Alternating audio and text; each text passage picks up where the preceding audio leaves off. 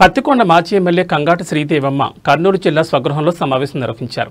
ఈ సందర్భంగా కూటమి ప్రభుత్వంపై మండిపడ్డారు. ఆడబిడ్డ నిధి కింద మహిళలందరికీ ప్రతి నెల 1,500 రూపాయల చొప్పున ప్రతి సంవత్సరం 18,000 రూపాయలు ఇస్తామని ఇంటింటా బాండ్లు పంపిణీ చేసి చంద్రబాబు తీరా గద్దెనెక్కాడని అన్నారు. కూటమి నేతలు మాట తప్పారని అన్నారు. మంత్రి అచ్చెన్నాయుడు ఆడబిడ్డలకు ఇచ్చిన వాగ్దానాలు అమలు చేయడం అంటే ఆంధ్ర రాష్ట్రాన్ని అమ్మాలని అన్నారు. 78,94,165 మంది మహిళలకు వైఎస్ఆర్ ఆసరా పథకం కింద 25,570 కోట్ల లబ్ధి చేకూర్చున్నారు.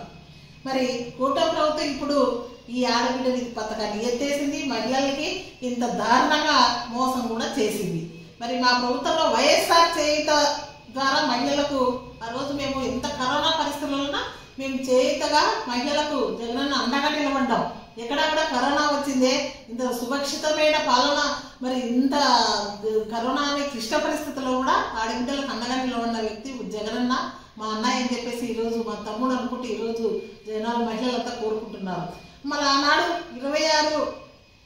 26,98,931 మంది మహిళలకు 19,189 కోట్లు మహిళలందరూ గారు డ్వాక్రా సంఘాలను మోసం చేసినాడు. తర్వాత 14,204 కోట్లు బకాయిలు చేస్తానని చెప్పేసి చేయకపోగా చంద్రబాబు నాయుడు గారు గతంలో అది కాస్త వడ్డీగా పెరిగి మళ్ళా కూడా 25,424 కోట్లు చేరింది ఆ రోజు అన్నాడు. కానీ ఒక్క పైసా కూడా చంద్రబాబు నాయుడు చేయక మళ్ళా కూడా 2019లో చంద్రబాబు నమ్మక అందరూ కూడా ఓడగొట్టడం జరిగింది. ప్రజలు మహిళలు అంటే ఏందనేది చూపించారు.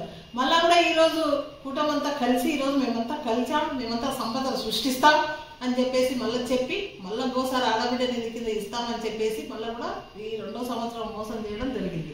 గతంలో 2019 నుంచి 24 వరకు జగనన్న కరోనా ఇష్ట పరిస్థితులలో కూడా చేయిత డబ్బులు ఆడబిడ్డలకి ఎక్కడ కూడా మోసం చేయలేదు. ఎక్కడా కూడా ప్రతి సంవత్సరం ఇన్ టైంలో మరి ఇచ్చి మరి ఆడబిడ్డల్ని అక్క చెల్లెమ్మల్ని ఆదుకున్న వ్యక్తి జగన్మోహన్ రెడ్డి గారు. మరి అవన్నీ కూడా మీకు తెలియవా? ఈరోజు అన్ని కానీ హామీని ఇచ్చి ఈరోజు మీరంతా కూడా గద్దెని ఎక్కకముందు ఒక మాట, గద్దె ఎక్కినాక ఒక మాట మీరు మాట్లాడుతున్నారు. ఈరోజు అలాంటి వాళ్ళని మిమ్మల్ని ఏమనాలి? సమాజం ఏమని పిలుస్తుంది? మిమ్మల్ని ఖచ్చితంగా